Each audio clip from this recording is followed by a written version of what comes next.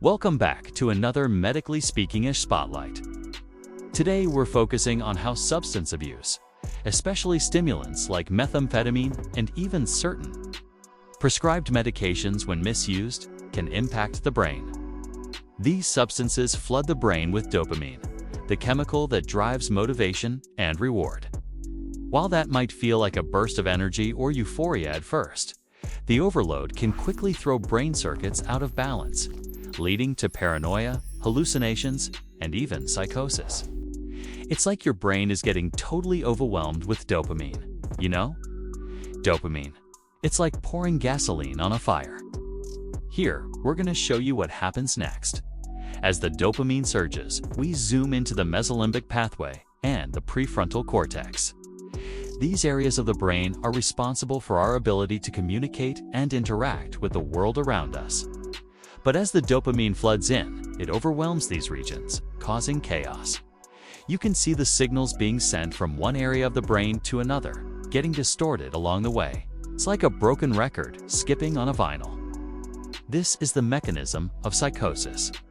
As the dopamine levels rise, the person may start experiencing hallucinations, paranoia, and delusions. Paranoia means having an exaggerated fear or suspicion that something bad is about to happen, even when there's no real evidence. For someone in amphetamine-induced psychosis, this might feel like constantly being watched, followed, or plotted against. They may think their phone is tapped, that strangers are spying on them, or that friends and family are secretly working against them. In simple terms, it's like the brain's alarm system is stuck on high alert, constantly ringing, even when there's no danger. Imagine walking through everyday life feeling like you are in the middle of a crime thriller, tense, unsafe, and mistrustful. But the threat only exists in your mind. That overwhelming sense of suspicion can make it almost impossible to relax, focus, or trust anyone. We can see this in the person's face as it splits into multiple reflections, then warps into distorted shadows and whispers. The music swells as the psychosis worsens, peaking as the person succumbs to their delusions. Meth and amphetamine-induced psychosis can vary in its duration. In a study of meth-induced psychosis, 60% of participants had symptoms resolved in less than a month. 30% had symptoms for 1 to 6 months, and 10% experienced symptoms for more than 6 months.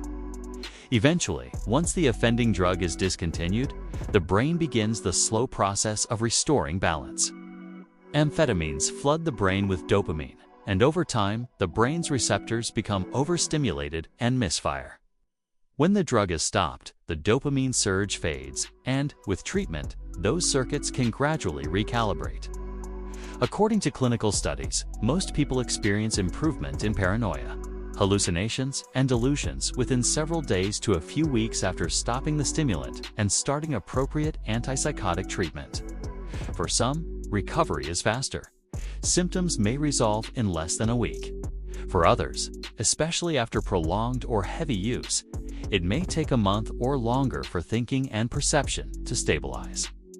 Research also shows that while the majority of patients fully recover, a smaller percentage, about 20 to 30% in some studies, may go on to develop longer-lasting psychotic disorders, particularly if they have a genetic vulnerability or repeated episodes of stimulant abuse.